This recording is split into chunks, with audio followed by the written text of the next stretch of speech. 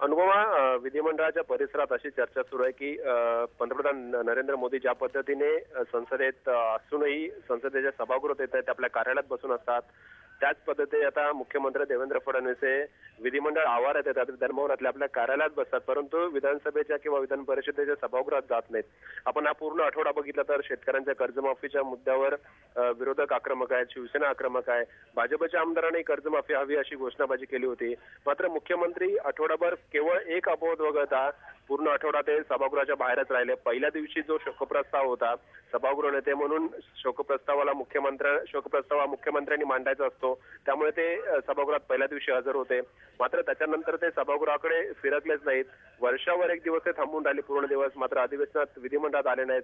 त्यानंतर एक दिवस त्यांनी नागपूरचा कार्यक्रम घेतला आणि अनेकदा म्हणजे गेले 3 दिवस ते विधान भवनातल्या आपल्या कार्यालयात होते, पण कार्यालयातून ते सभागृहात आले नाहीत.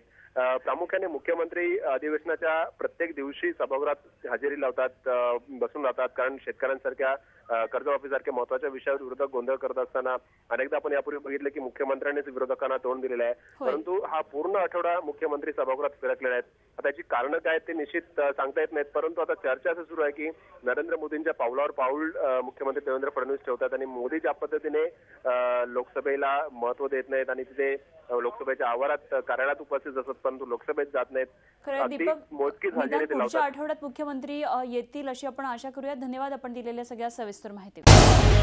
झी 24 तास रहा एक पाऊल पुढे.